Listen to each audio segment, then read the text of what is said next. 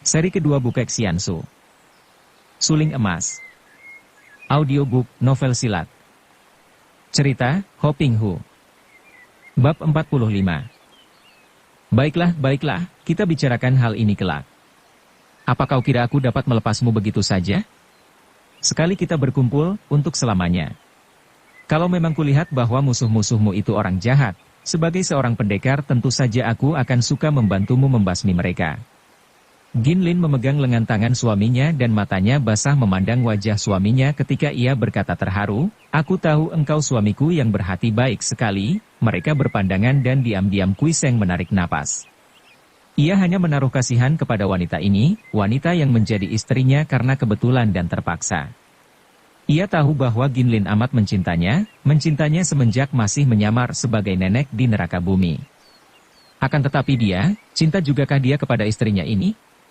Sukar dikatakan, dan Kui Seng akan membohongi diri sendiri kalau dia mengaku demikian.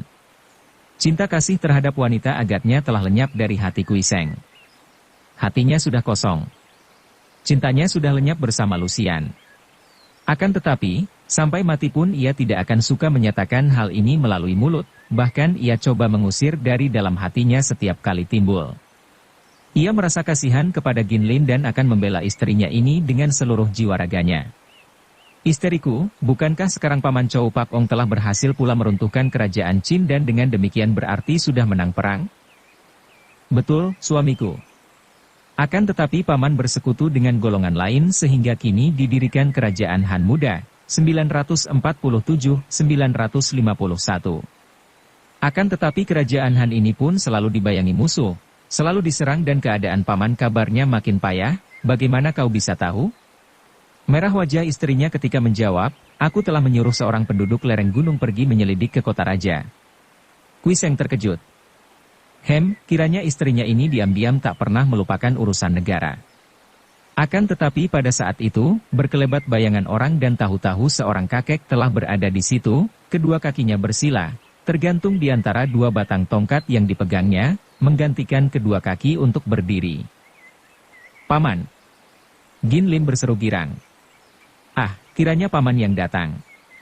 Maafkan kami tidak dapat menyambut lebih dulu karena tidak tahu," kata Kui Seng yang sudah bangkit berdiri dan memberi hormat. Sejenak kakek itu tidak menjawab, hanya berdiri menatap tajam kepada suami istri itu. Kemudian dia berkata, "Kimo Taisu Kui Seng, aku ingin bicara empat mata denganmu." "Tentu saja boleh, silakan Paman masuk ke pondok kami yang buruk."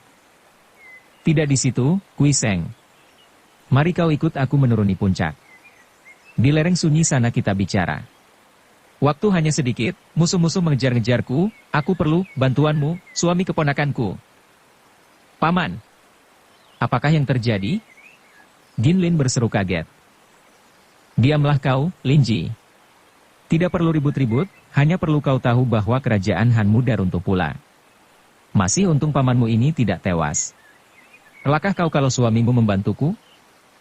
"Tentu saja, Paman." "Kui Koko, kau pergilah ke lereng bersama Paman. Kasihanlah, bantulah." Ucapan nyonya ini disertai pandang mata penuh permohonan, juga suaranya menyembunyikan isak tangisnya. Agaknya ia sedih sekali mendengar bahwa pamannya kembali sudah jatuh. "Baiklah, Lin Moi. Mari, Paman." Kedua orang sakti itu berkelebat cepat menuruni puncak.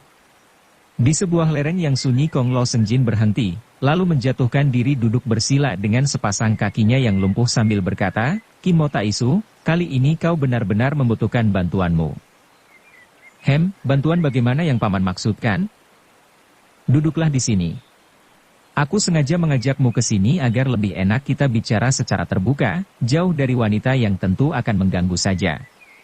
Di dalam hatinya Kui Seng tidak setuju dengan pendapat ini, akan tetapi ia tidak membantah lalu duduk di depan kakek itu.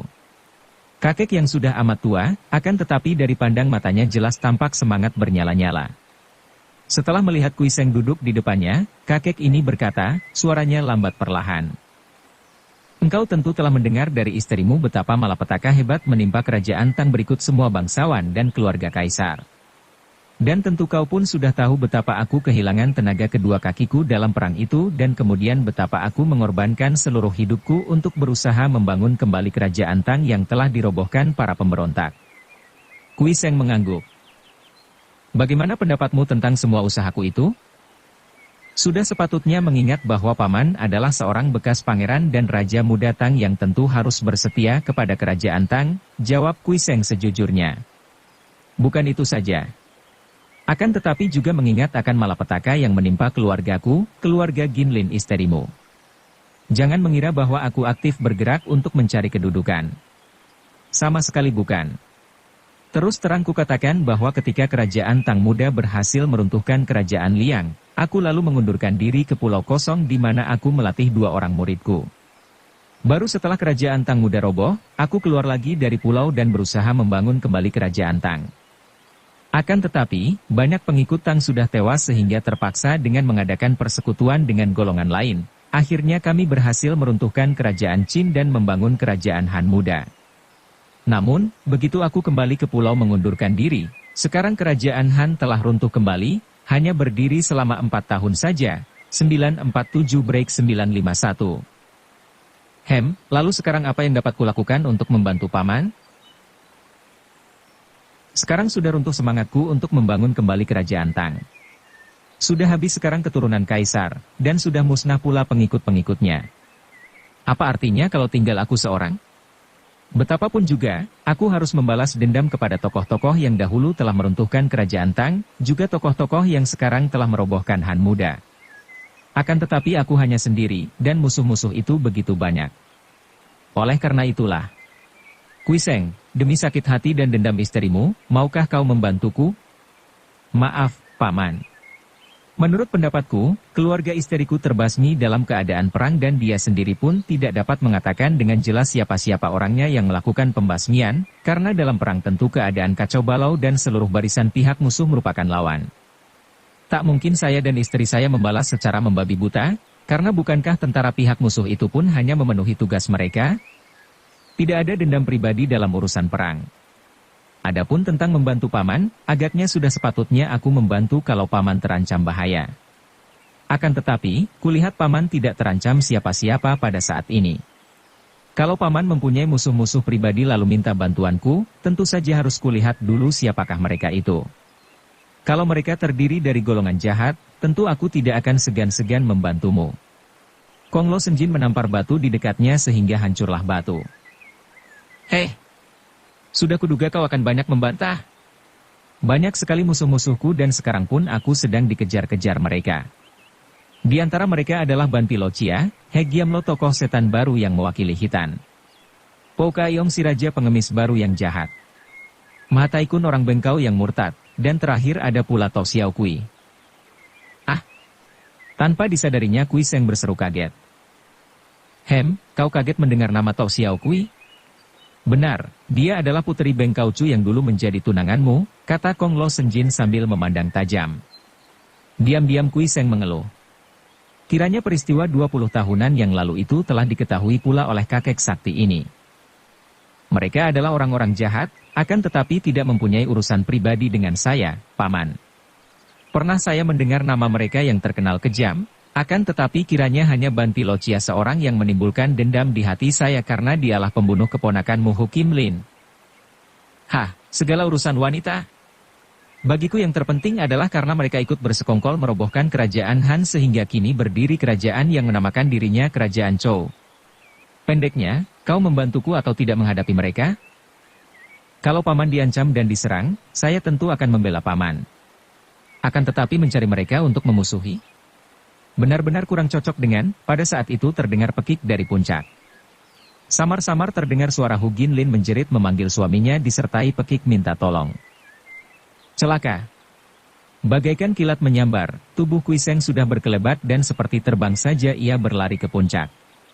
Kakek lumpuh itu pun bangkit dan menggunakan sepasang tongkatnya berlari mengejar, akan tetapi wajahnya sama sekali tidak membayangkan kekhawatiran, bahkan mulutnya tersenyum dingin.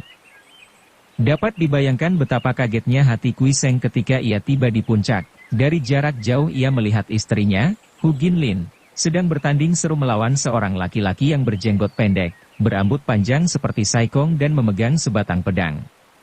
Istrinya pun berpedang, akan tetapi pedang di tangan istrinya itu tinggal sepotong, agaknya patah ketika bertanding.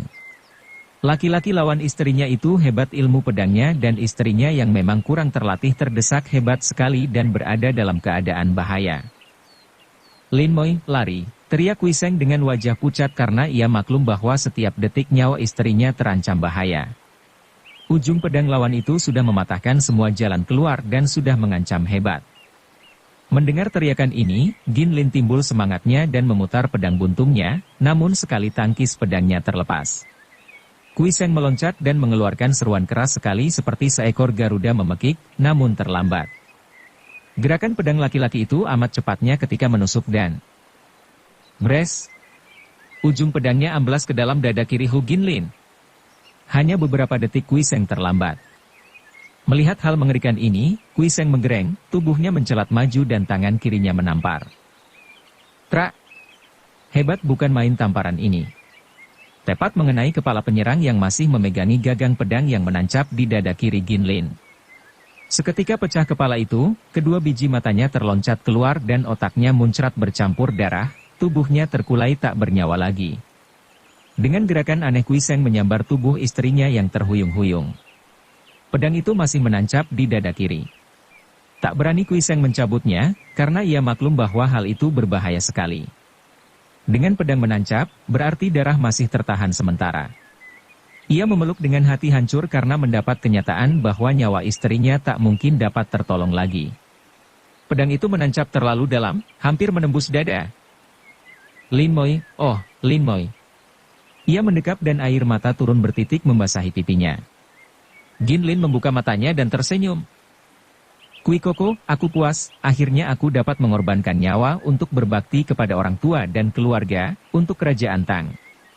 Aku puas, dia sengaja datang mencari aku, begitu aku mengakui namaku, dia terus menyerang. Ia terbatuk payah, lalu merangkul leher suaminya, mencium pipinya. Koko, jaga baik-baik anak kita, kawinkan dengan Bu Song. Tiba-tiba mata itu terpejam, leher itu lemas dan nyawa Gin Lin meninggalkan tubuhnya. Lin Moi. Kui Seng mendekap muka istrinya itu ke dada, sejenak ia memejamkan mata, menahan napas. Kemudian ia sadar kembali, perlahan mengangkat tubuh istrinya, membawanya masuk ke dalam pondok. Ketika ia keluar lagi dengan muka pucat, ia melihat Kong Lo Senjin ikut mengamuk, menusuk-nusuk mayat laki-laki itu dengan kedua tongkatnya sampai hancur lebur. Dia adalah seorang di antara musuh-musuhku. Lihat ini, di sakunya ada surat penantang Ban Pilocia ditujukan kepadaku. Aku mengenal dia, ini seorang jagoan di pantai timur yang ikut bersekutu menjatuhkan kerajaan Han. Kui Seng tidak memperhatikan ucapan itu, akan tetapi ia menerima surat itu dan membacanya. Sebuah surat tantangan. Ditandatangani oleh Ban Pilocia yang isinya menantang Kong Lo Senjin datang ke muara Sungai Kuning di Laut Pohai. Kau akan mencari mereka, seperti dalam mimpi. Kui Seng menggelengkan kepalanya.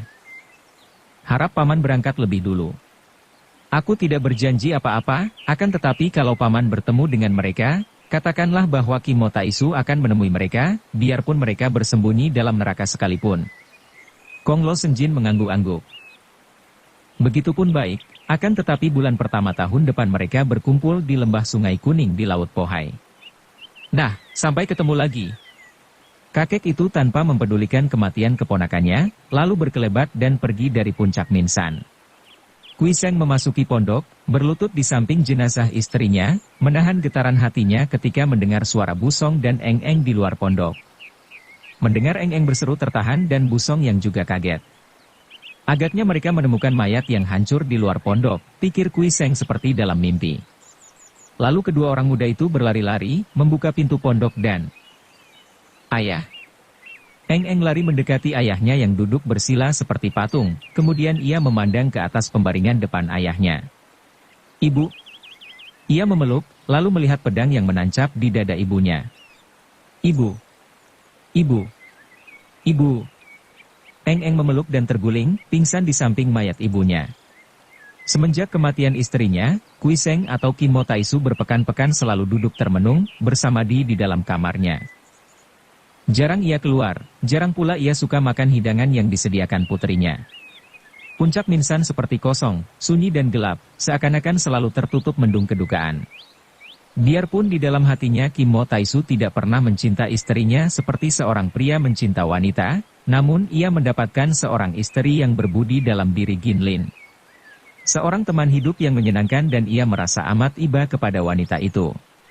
Kini ia merasa menyesal mengapa hatinya tak pernah menjatuhkan cinta kasihnya kepada Ginlin, wanita yang demikian baiknya, melainkan masih saja terikat kepada Lucian. Ia merasa menyesal dan berdosa kepada istrinya. Ia harus membalas dendam. Biarpun pembunuh istrinya telah ia bunuh pula, namun ia harus mencari orang-orang yang memusuhi Kong Lo Senjin dan istrinya.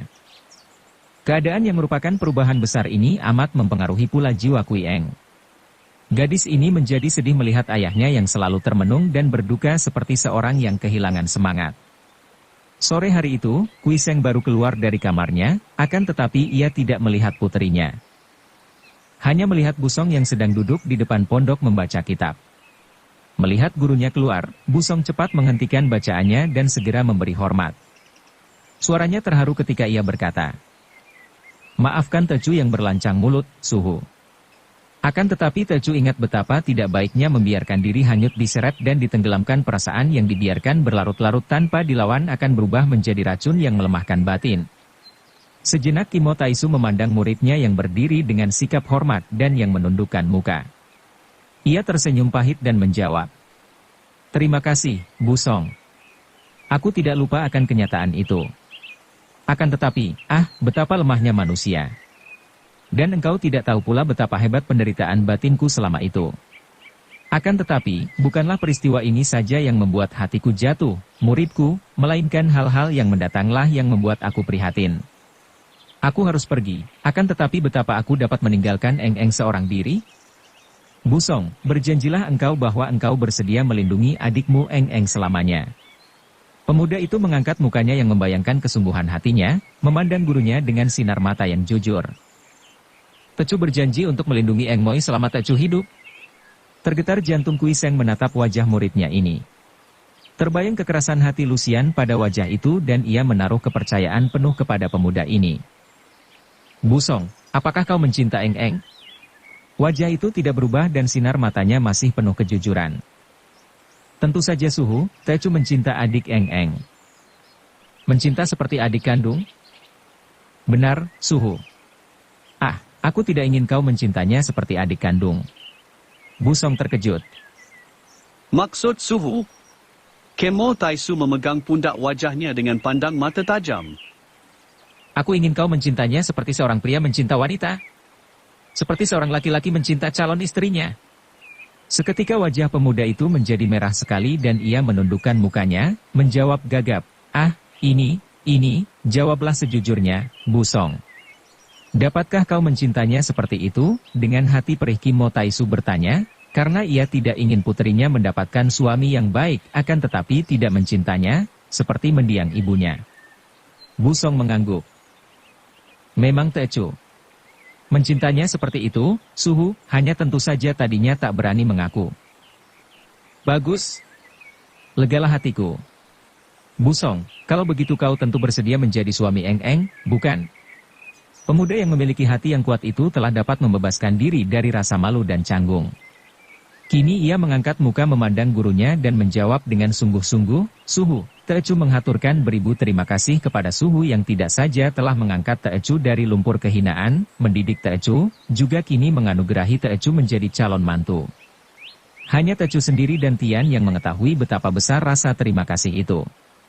Tentu saja Tecu bersedia sehidup semati dengan Eng Moi. Akan tetapi, Suhu, bagaimana Tecu berani lancang menjadi suami Eng Moi kalau keadaan Tecu seperti ini? Tecu sebatang kara, miskin dan tidak bekerja. Sungguh Tecu akan menyesal seumur hidup kalau kelak hanya akan menyia-nyiakan harapan Suhu dan menyeret Eng Moi dalam kehidupan miskin sengsara." Kimo Taisu menepuk-nepuk pundak Busong. Anak baik. Kau mempunyai cita-cita apakah? Katakan padaku." Semenjak kecil Tecu mempelajari sastra. Tentu pelajaran itu akan menjadi sia-sia belaka kalau tidak Tecu pergunakan. Tecu ingin sekali mengikuti ujian di kota raja, Kimo Taisu mengerutkan kening. Teringat ia akan pengalamannya sendiri ketika ia masih muda. Ia pun dahulu bercita-cita demikian, namun cita-cita itu kandas karena pada masa itu tak mungkin orang dapat lulus ujian kalau tidak mampu memberi uang suapan yang besar kepada para petugas. Oleh karena itu, ia dapat memaklumi isi hati calon mantunya. Baiklah, Busong. Perjodohanmu dengan Eng-Eng tidak tergesa-gesa. Cukup bagiku asal kalian sudah bertunangan. Kau boleh menempuh ujian di kota raja dan setelah itu, lulus atau gagal, kau harus melangsungkan pernikahanmu dengan Eng-Eng. Biar aku sendiri yang akan menyelidiki ke kota raja. Mudah-mudahan sekarang sudah ada perubahan dan mudah-mudahan kerajaan Chow muda yang baru ini tidak lagi mempraktekkan keburukan zaman lama dinasti Tang. Di mana Eng-Eng? Busong menghela napas. Sejak ibu guru meninggal, karena melihat Suhu setiap hari menutup diri dan tenggelam berduka cita. Kalau Suhu tidak mau makan, Eng Moy pun tidak suka makan. Kalau Suhu sudah tidur, barulah Eng Moy mau mengasuh. Kerjanya hanya menangis setiap hari dan tak acuh sampai bingung bagaimana harus menghiburnya. Naik sedu-sedan di tenggorokan Kim Mo Taisu. Salahku, mengapa aku selemah ini, Busong? Ia memandang wajah muridnya yang agak kurus dan pucat. Kau pun tentu ikut pula kurang makan kurang tidur. Jangan bohong. Melihat keadaan Suhu dan Eng Moy, bagaimana Tak Acuh bisa senang? Semua akibat sambung menyambung. Subo meninggal dan Suhu berduka. Suhu berduka dan Eng Moy bersusah. Eng Moy bersusah, Tak Acuh bingung merana. Memang aku bersalah, Busong. Lekas kau susul adikmu dan suruh pulang. Busong girang hatinya. Bukan hanya girang karena berita tentang pertunangannya dengan Eng-Eng atau tentang maksud Suhunya menyuruh dia mengikuti ujian di kota raja, melainkan terutama sekali girang karena perubahan Suhunya ini tentu akan mengubah pula keadaan Eng-Eng. Ia melangkah lebar dan berjalan cepat mendaki sebuah puncak di mana ia yakin tentu Eng-Eng berada. Ia tidak tahu betapa Suhunya mengawasi dari belakang lalu menarik napas panjang dan berkata seorang diri. Anak baik sekali. Mutiara belum tergosok. Kelak ia akan menjadi pendekar yang sukar dicari bandingannya. Akan tetapi bagaimana dapat menggerakkan hatinya untuk menjadi pendekar? Kematian istriku tentu lebih membuat ia benci akan ilmu silat. Jelas tampak di mukanya betapa ia menyalahkan ilmu silat dalam peristiwa ini. Tepat seperti dugaan Busong, ia mendapatkan Eng-Eng duduk berlutut di atas tanah di puncak yang sunyi, menangis sesenggukan. Busong berhenti dan memandang dengan hati perih. Kasihan sekali, pikirnya. Akan tetapi ketika ia melangkah mendekat, tidak seperti biasanya jantungnya berdebar aneh. Rasa iba hatinya bercampur dengan rasa yang aneh, yang membuat jantungnya berdebar dan mukanya terasa panas. Eng Moy. Ia memanggil lirih. Sejenak isak itu terhenti dan Eng-Eng menoleh, memandang kepada Busong dengan mata basah. Kemudian ia menangis lagi sambil berkata, Koko, mau apa kau menyusulku di sini? Tinggalkanlah aku seorang diri, tangisnya makin menjadi. Busong maju mendekat, berlutut dan menyentuh pundak gadis itu. Eng Moy, mengapa kau menyiksa diri seperti itu? Menyerahlah kepada keadaan, Moy. Apakah yang kekal di dunia ini? Sewaktu-waktu maut pasti merenggut, memisahkan kita dari orang yang kita sayang. Bahkan setiap saat dapat saja maut merenggut nyawa kita sendiri. Moy, kuatkanlah hatimu, tenangkan batinmu. Sakit rasa hatiku melihatmu sehari-hari menangis begini. Song Koko. Gadis itu makin keras menangis dan menutupkan muka pada dada pemuda yang berlutut di depannya. Busong mendekap kepala itu, jantungnya berdebar penuh kasih sayang. Setelah tangis gadis itu berkurang, ia perlahan mengangkat muka itu dari dadanya, memegang kedua pipi gadis itu dan memandang mukanya. Sepasang mata jeli yang memerah, hidung kecil mancung yang ujungnya merah dan pipi yang basah air mata, pipi yang agak pucat dan kurus. Moy, kau kehilangan ibumu, akan tetapi di sini masih ada aku, masih ada ayahmu. Aku akan menjagamu, akan menemanimu selamanya, Moy. Air mata bercucuran keluar dari mata Eng-Eng dan gadis ini terisak sambil memejamkan matanya. Tak tahan Busong menyaksikan ini dan ia menundukkan mukanya. Bibirnya menyapu ujung hidung, mengecap air mata dari pipi. Eng-Eng menangis lagi dan mendekapkan muka pada dada yang bidang itu. Busong menghela napas dan mengelus-ngelus rambut yang hitam halus. Tiba-tiba Eng-Eng mendorongkan kedua tangannya pada dada Busong. Biarpun tangan gadis itu kecil halus, namun ia memiliki tenaga luekang, maka tubuh Busong terjengkang ke belakang. Pemuda itu kaget, cepat merayap bangun dan memandang. Gadis itu masih duduk di tanah, air matanya masih bertitik akan tetapi tidak menangis lagi. Mulutnya cemberut dan ia menegur, nada suaranya marah. Song Koko, apa yang kau lakukan tadi? Apa? Mengapa? Ah, aku menciummu, aku kasihan. Engkau nakal. Moi Moi, bukan baru sekarang aku menciummu. Busong memprotes. Memang sejak kita masih kecil kau suka mencium, memang tukang cium. Akan tetapi, kau biasa hanya mencium pipi. Kenapa tadi kau mencium hidung? Mata itu tidak menangis lagi, kini memandang marah. Ah, maaf, Moi Moi. Aku tidak sengaja, aku aneh sekali. Terbayang senyum di bibir merah itu. Sudahlah.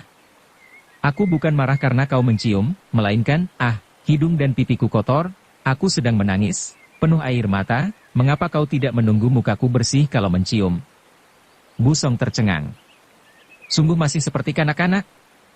Akan tetapi memang sejak kecil Eng tinggal di puncak gunung, jarang bergaul dengan orang banyak. Dialah satu-satunya kawan bermain, seperti kakak dan adik. Eng masih kekanak-kanakan. Akan tetapi ayahnya sudah bicara tentang jodoh. Eng Moi, mari kita pulang. Dia membungkuk dan menyentuh pundak gadis itu. Hari sudah hampir petang. Tidak, aku tidak pulang, kata Eng merajuk dan jari tangannya menghapus air matanya yang mulai keluar lagi. Untuk apa pulang melihat ayah bersusah saja? Aku tidak pulang, biar tidur di sini. Jangan begitu, Moi Moi. Suhu sekarang sudah sadar kembali, tadi sudah keluar pondok dan menanyakanmu. Suhu mengharap-harap pulangmu, Moi Moi. Kau bohong. Wah, kapan aku pernah membohongimu? Marilah adik manis, tuh ayahmu menanti di sana. Sebentar lagi gelap di sini dan Suhu tentu akan marah kalau aku tidak pulang bersamamu. Marilah. Ia menarik tubuh gadis itu berdiri. Eng seperti sengaja berlambat-lambat dan merajuk manja sehingga ia setengah diseret oleh Busong. Marilah, Moi Moi. Apakah kau masih marah kepadaku? Boleh kau memukulku agar puas hatimu? Siapa mau pukul? Aku tidak marah. Akan tetapi suaranya ketus. Kalau tidak marah marilah kita jalan cepat-cepat, ayahmu menanti. Kau janji dulu. Janji apa? Lain kali mau cium, harus bilang. Busong menahan senyum. Mengapa? Biar ku bersihkan dulu pipi dan hidungku. Busong tak dapat menahan lagi senyumnya. Ia menjura dan mengangkat kedua tangan di depan dada. Baiklah, Nona. Dan ampunkan aku. Eng terkekeh ketawa lalu tubuhnya berkelebat lari turun dari puncak itu meninggalkan Busong. Busong juga tertawa dan mengejar, akan tetapi tentu saja ia tidak mampu mengejar gadis yang terlatih baik memiliki ginkang yang lumayan itu. Karena itu Busong lalu tidak mengejar lagi. Ia berjalan seenaknya. Biarlah Eng pulang lebih dulu, pikirnya, agar tidak canggung rasanya bagi gadis itu kalau ayahnya memberitahu tentang perjodohan. Sambil tersenyum-senyum Busong melanjutkan perjalanan pulang perlahan-lahan, hatinya girang sekali dan ia mengenang gadis kekasihnya itu yang menjadi teman bermain sejak kecil. Semenjak kecil, Eng memang lincah jenaka sekali, kadang-kadang amat nakal dan manja. Semenjak kecil, karena hubungan mereka seperti kakak beradik, tidak jarang ia mencium pipi Eng, ciuman kanak-kanak dan setelah mereka menjadi besar, ciuman mereka itu menjadi ciuman saudara. Akan tetapi tadi, terus terang harus ia akui bahwa ketika ia tadi mencium Eng, berbeda sekali perasaannya dengan biasanya. Agaknya perasaan inilah yang mengagetkan Eng. Ia tersenyum lagi, kemudian Busong bersenandung. Kegembiraan hatinya membuat ia bernyanyi-nyanyi perlahan. Gurunya benar. Ia tidak hanya mencintai Eng sebagai seorang kakak, malah lebih dari itu, ia mencintai Eng sebagai seorang pria mencintai seorang wanita. Sebagai cinta gurunya terhadap ibu gurunya. Karena sejak kecil hidupnya selalu di puncak dekat guru dan ibu gurunya, maka kedua orang tua inilah yang ia jadikan contoh dan ia gembira sekali. Guru dan ibu gurunya selalu hidup rukun, dan ia akan senang sekali kalau dapat melanjutkan hidup bersama Eng-eng sebagai istrinya. Ketika ia tiba dekat pondok, Busong melihat Eng-eng menangis. Gadis ini bersembunyi di balik pohon tak jauh dari pondok. Di depan pondok itu terdengar dua orang berbantahan dengan suara keras. Ternyata mereka itu adalah Kim Mo Taisu dan Kong Lo Senjin, kakek lumpuh yang dikenal oleh Busong sebagai paman ibu gurunya yang meninggal dunia. Melihat wajah Eng-eng pucat sekali, Busong kaget dan heran. Akan tetapi ia pun tidak berani muncul dan hanya melihat dari jauh. Ia hanya mendengar ucapan Kong Lo Senjin yang suaranya parau. Nah, Kui Seng, jangan dikira aku tidak tahu akan riwayatmu yang busuk itu. Sekali lagi kutekankan, engkau tidak berhak menentukan perjodohan Eng Jin. Mau enaknya saja engkau ini. Sekarang pun, apa tanda setiamu terhadap istri? Istri terbunuh, musuh berkeliaran, dan kau enak-enak di sini. Inikah yang disebut orang gagah? Kong Lo Senjin. Kau pergilah, jawab gurunya, suaranya mengandung duka dan marah. Tentang anakku, tak boleh orang lain turut campur, engkau sendiri pun tidak boleh. Soal membalas, tentu saja akan kulakukan. Kau lihat saja, Kim Mo Taisu takkan berhenti sebelum semua musuh terbasmi habis. Kakek lumpuh itu tertawa bergelak. Hahaha, inilah baru ucapan seorang pendekar sejati, seorang patriot sejati. Karena istrimu meninggal, engkau bukan keponakanku lagi, Kim Mo Taisu, melainkan seorang sahabatku, sahabat seperjuangan. Hahaha. Sayang sekali bukan begitu, Kong Lo Senjin. Jalan kita berpisah biarpun musuh-musuh kita sama. Nah, kau pergilah. Sambil terbahak-bahak Kong Lo Senjin berkelebat pergi di atas sepasang tongkatnya. Eng-eng terseduh dan berlari menghampiri ayahnya yang memeluknya dan membiarkan gadis itu menangis. Busong tak berani bergerak. Untung pada waktu itu cuaca sudah mulai gelap sehingga kedua orang ayah dan anak itu agaknya tidak melihatnya. Ia terheran-heran dan bingung. Apakah yang terjadi? Ia merasa menyesal mengapa tadi tidak mengejar Eng-eng sehingga kini agaknya ia terlambat datang dan tidak tahu apa yang terjadi sebelum ia datang. Apa sesungguhnya yang terjadi? Hanyalah perbantahan antara Kim Mo Taisu dan Kong Lo Senjin, namun bantahan yang isinya menghancurkan hati Eng-eng yang kebetulan datang dan mendengar sambil bersembunyi karena ia takut melihat ayahnya bicara keras dengan paman ibunya yang sejak dahulu menimbulkan rasa takut di hatinya. Mula-mula ia mendengar ayahnya membentak keras. Tidak. Urusan jodoh anakku adalah di tanganku, tiada orang lain boleh mencampurinya. Akulah yang berhak menentukan, karena bukankah aku ayahnya? Kong Lo Senjin tertawa mengejek. Kui Seng, berani kau membuka mulut besar setelah istrimu meninggal? Kau kira aku tidak tahu betapa kau dahulu meninggalkan Ginlin karena kau kira dia nenek-nenek? Betapa kau meninggalkan dia menderita seorang diri, mengandung dan melahirkan Eng-eng karena perbuatanmu? Tak ingatkah engkau bahwa perbuatanmu yang hina itu, Ginlin menjadi wanita ternoda dan Eng-eng menjadi anak tanpa ayah, anak yang lahir dari perhubungan gelap? Dan akulah orangnya yang mengangkat Ginlin dan anaknya dari sengsara. Setelah Eng-eng besar, setelah Ginlin ternyata seorang gadis cantik, baru kau muncul dan mengaku sebagai suami Ginlin, sebagai ayah Eng-eng. Tak bermalu. Kini Ginlin dibunuh orang, engkau enak-enak saja, sebaliknya kau mengukuhi hakmu sebagai ayah Eng-eng. Kong Lo Senjin, tutup mulutmu. Kalau tidak, jangan sesalkan kalau aku terpaksa melawanmu. Kim Mo Taisu membentak marah. Aha, kau kira aku takut? Kau kira engkau gagah? Kegagahanmu untuk melawan paman Ginlin karena aku tahu rahasiamu? Hahaha. Bukannya mencari musuh-musuh Ginlin, sebaliknya engkau malah hendak melawan aku. Boleh, engkau boleh menjadi musuhku, akan tetapi sekali-kali engkau tidak boleh mengaku sebagai ayah Eng-eng. Ginlin hanyalah kekasihmu barangkali, akan tetapi bukan istrimu. Bilakah engkau menikah dengan keponakanku itu? Siapa saksinya? Hahaha. Diam. Kim Mo Taisu membentak lagi. Kong Lo Senjin, kuminta kepadamu, jangan ulangi semua itu. Baiklah, kuakui bahwa memang aku telah meninggalkan Ginlin di neraka bumi, akan tetapi aku tidak mengira bahwa dia telah mengandung. Dan aku telah memperbaiki semua kesalahan, dan aku berjanji pula akan membasmi musuh-musuhnya. Hahaha. Betulkah itu? Kau berani menghadapi Tok Xiao Kui? Kong Lo Senjin mendesak. Aku pun tahu bahwa cintamu bukan kepada Ginlin melainkan kepada siluman betina itulah. Pat Jiu Sinong sudah menceritakan semuanya kepadaku. Jenderal Kam Si Ek sudah menceritakan semuanya kepadaku. Hahaha, alangkah lucunya. Engkau yang patah hati menjadi buta, Ginlin yang menyamar nenek-nenek sekalipun engkau tubruk. Sebaliknya, Tok Xiaokui tanpa mempedulikan cintamu telah berpesta pora dan bermain gila, menghabiskan para bangsawan muda di Houhan. Dia pun termasuk komplotan yang memusuhi aku, memusuhi Ginlin. Dialah seorang di antara musuh-musuh yang menyebabkan kematian Ginlin. Beranikah kau kini membalas kepadanya? Kimo Taisu merasa kepalanya berdenyut-denyut. Pening kepalanya, sakit hatinya. Akan tetapi apa hendak ia jawab? Ucapan kakek keji ini semua tepat dan benar. Terbayang di depan matanya betapa ia telah mengalami hal-hal yang amat memalukan, betapa semua itu menjadi bukti daripada kelemahan batinnya terhadap asmara. Pergilah. Aku akan menghadapinya, kau pergilah. Hanya demikian ia menjawab dan pada saat itulah Busong datang dan mendengar percakapan selanjutnya.